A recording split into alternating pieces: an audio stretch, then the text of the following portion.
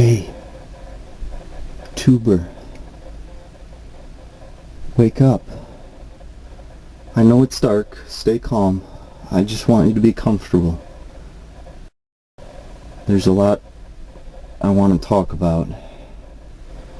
It's a big day. Day of birth. Day of death. Alright, I'm gonna let you see now. It's bright. I'll try and let the light in slowly.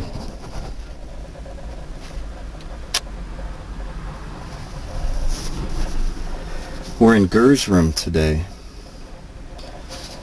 We kinda traded rooms because my space is a mess. Absolute chaos. And yes, that is a pun. I'm not on the screen yet because I want to make sure you're prepared for what you're about to see. To quote a famous German techno song, "You people all have hands. They are all normal hands. But mine are different. So you want to know why? I'll tell you why.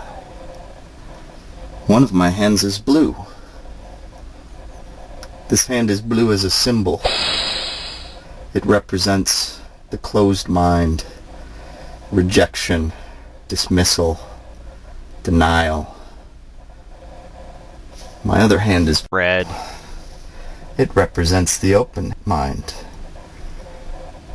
a willingness to learn,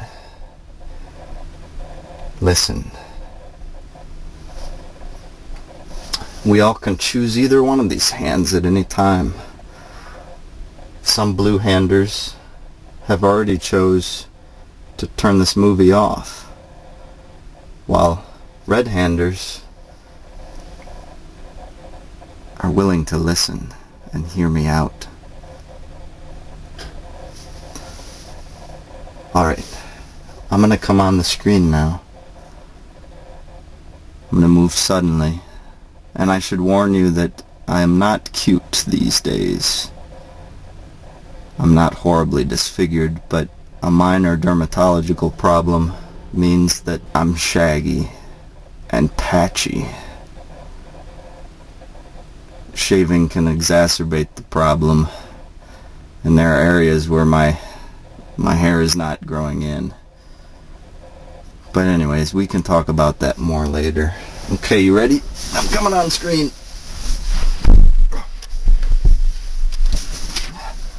Whoa. It's kind of hot in here. Gur's room. It's a tiny space. I'm Kevin.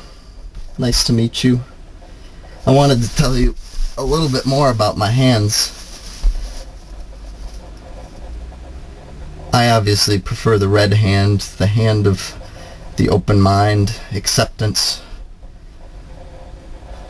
I try to stay away from the blue hand, the hand of denial, the closed mind. And don't confuse this with intelligence. It's easy to think of the open-minded person as smart and the closed-minded person as ignorant. But this is not always the case. In fact, sometimes it can work opposite. But let me tell you about a friend I had in elementary school. His name is Dan, and there's only one, so if you're seeing this, get in touch with me. I'd like to catch up. I really appreciate him, and so I need to word this carefully.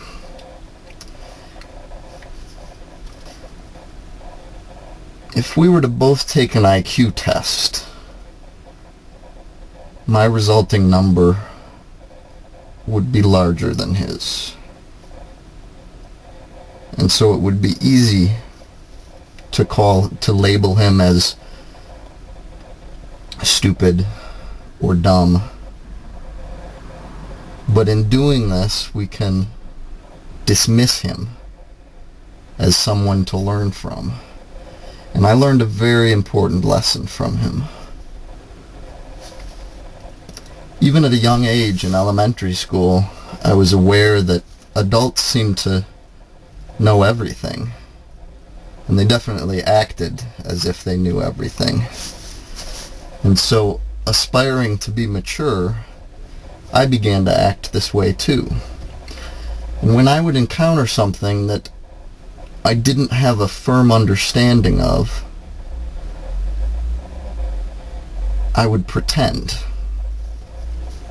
I would pretend I understood, and so as not to seem naive or foolish.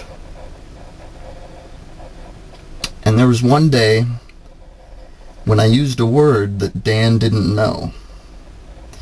And he stopped me and said, "What does that word mean?"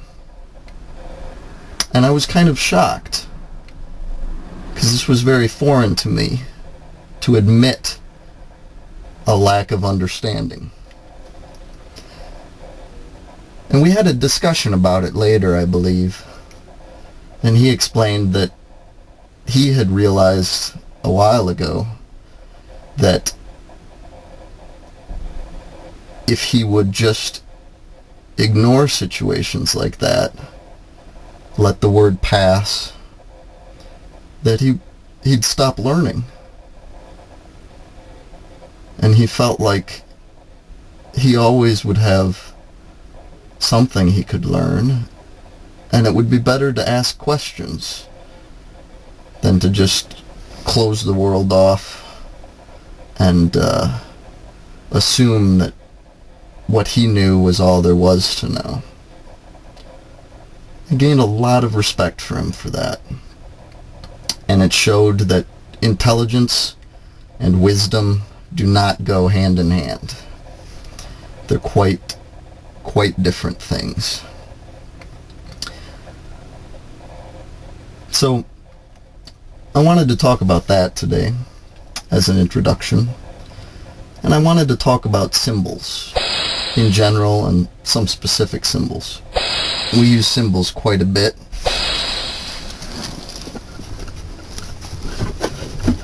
As an example, this is rubber. Obviously, you're probably already accepting it as a symbol for an eyeball, for sight. That's a pretty simple symbol. But it's obviously not true. It's a comparison. You can see similarities between this and an eye. But with all symbols, metaphors, and future self, if you keep adding that sound effect every time I say the word symbol, it's going to drive me crazy. So maybe I should use the word metaphor more, because there's no pun there. So light bounces off of everything that it hits, and it goes basically in all directions. Now, if some of that light enters our eye, goes into our body, and when it hits our retina,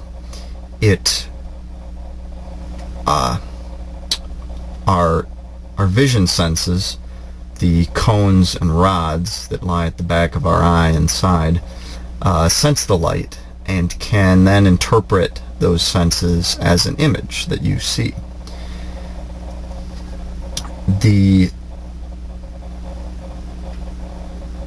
conclusion of this is that we actually do not see anything outside of our bodies. Light means nothing to us. We cannot sense it until it actually enters our body. That's the only way we know it exists. And so we like to go through the world thinking we're seeing objects, but in truth, what we're seeing is inside of us. The only way we know the world is when it enters us. This is true also of taste. Smell is particles that drift through the air. Even sound. Sound is waves which have to travel through a medium, usually being air, and we have no sense of those waves, that energy, until it enters our ear and vibrates our eardrum. Now, for the blue-hander, this can be extremely frightening. For someone who likes to construct walls between